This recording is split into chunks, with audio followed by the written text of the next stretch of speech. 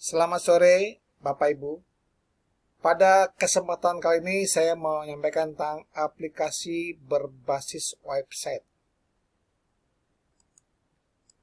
Kalau kita lihat, jumlah pengguna internet di Indonesia sudah mencapai 196,7 juta orang.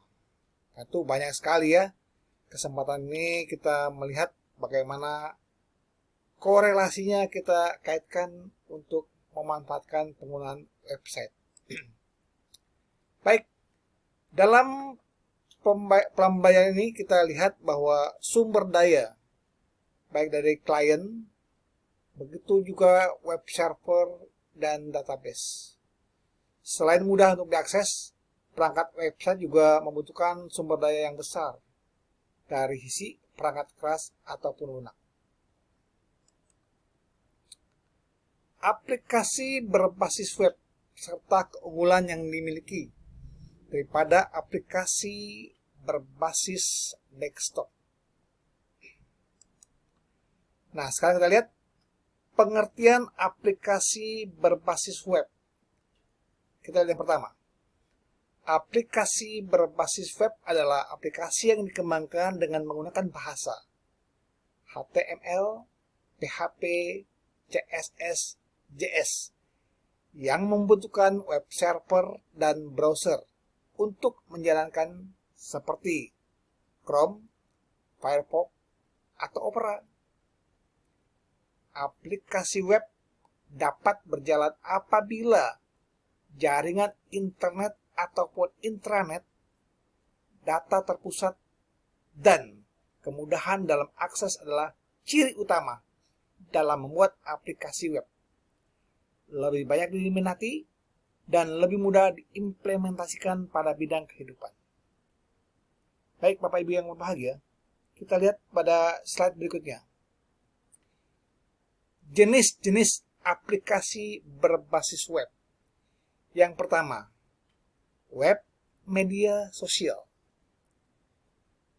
Website ini dapat dimanfaatkan untuk sarana komunikasi dalam bentuk percakapan dan online yang dapat dilakukan oleh setiap orang secara tepat dan real time, atau biasa disebut dengan media sosial. Contohnya ya, kita sudah banyak pakai Facebook, Twitter, Instagram, dan lain-lain.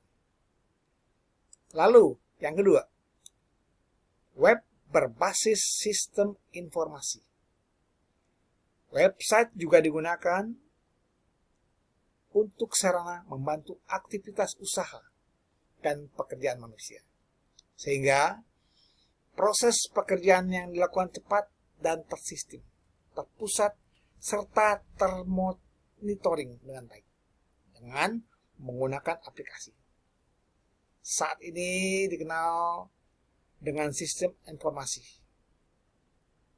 Sistem informasi sendiri memiliki banyak jenisnya sesuai dengan kebutuhan. Contohnya, sistem informasi koperasi, syakat, manajemen sistem, hospital manajemen, dan masih banyak lagi sarana informasi. Berikutnya akan kita lihat pada web jual beli dan bisnis. Pada web ini digunakan untuk sarana transaksi jual beli secara online. Saat ini kita kenal dengan e-commerce. Dengan menggunakan e-commerce, segala kebutuhan kita terkait dengan produk barang dapat diproses hanya menggunakan aplikasi. Contohnya ya, Tokopedia, Shopee, Bukalapak, dan platform komersial lainnya. Nah, oleh karena itu, harganya pun bisa kita lihat. Ada yang barang bekas juga harga murah, hingga harga termahal dapat diperoleh melalui aplikasi ini. Nah, yang keempat, web pencarian. Nah, ini biasa disebut dengan search engine. Tentunya, Anda hampir semuanya selalu dapat mengakses namanya. Ya, seperti ya, Google, Yahoo, YouTube, dan lain-lain. Mesin pencari ini dapat melakukan pencarian informasi secara cepat dan akurat. Ya, itu yang keempat. Yang kelima, Yang kelima adalah web informasi dan berita. Dari aplikasi berbasis web juga dapat menampilkan informasi dan berita terakurat dan terkini loh dari seluruh dunia. Oke ya, nah itu ada web informasi berita. Lalu, aplikasi web server.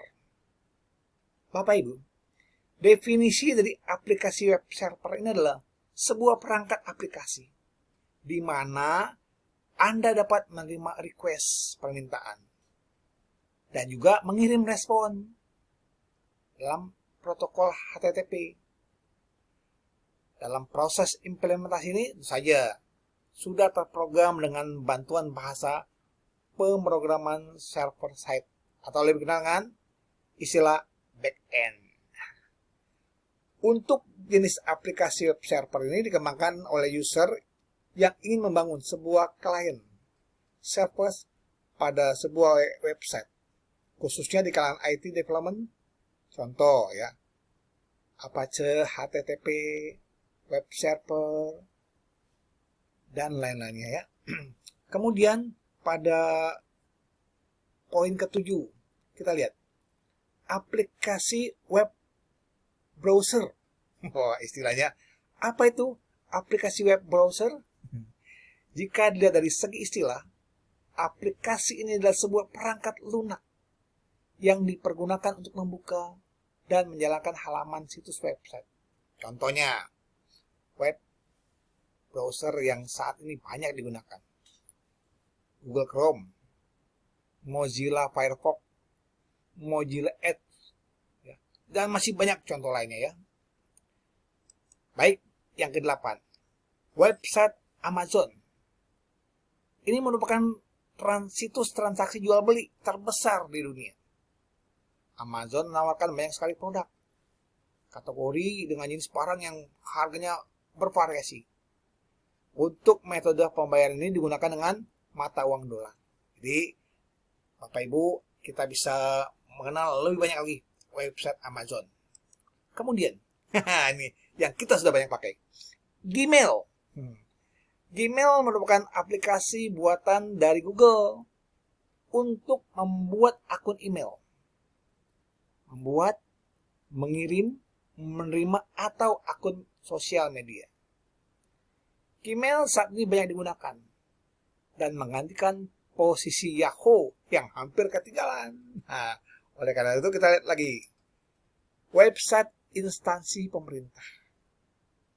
Nah, di sini instansi pemerintah juga banyak memiliki situs dan laman website yang digunakan sebagai sarana untuk sosialisasi, pengarahan, penyampaian informasi yang cepat, tepat, dan akurat.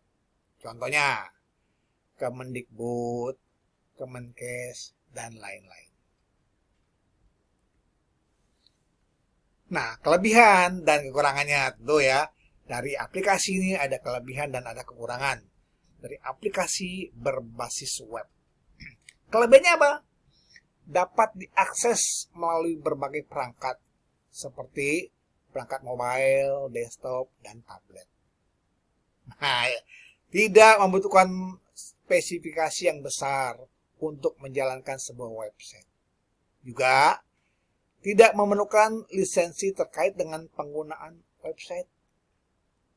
Kemudian dapat dijalankan pada berbagai sistem operasi seperti Windows, Linux, Mac, dan lain-lain. Nah, yang keempatnya dapat ditampilkan dan dilihat kapanpun dan dimanapun, asal terhubung dengan jaringan internet yang stabil ya. Itu kelebihannya. Tentu ada kelemahannya. Sistem ini membutuhkan jaringan internet yang baik dan stabil agar website dapat digunakan dengan terkoneksi dan ditampilkan dengan baik. Yang kedua, membutuhkan sistem keamanan jaringan yang baik dari sisi server, browser, dan klien. Karena apa? Ada virus, trash, malware yang berasal dari internet. Nah, dan lebih berbahaya dari sebuah situs dapat diretas oleh hacker apabila tidak ada keamanan sistem yang baik. Nah, inilah, jadi ada kelemahannya juga. Kemudian, komparasi antara web dan desktop.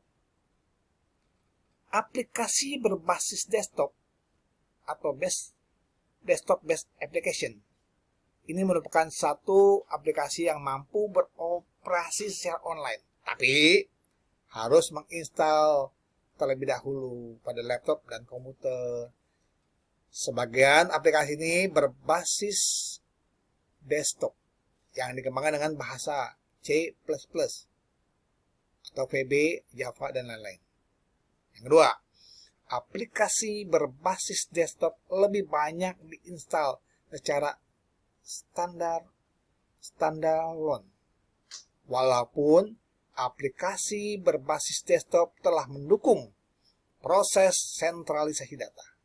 Tapi untuk proses instalasi aplikasi berbasis desktop harus dilakukan secara mandiri.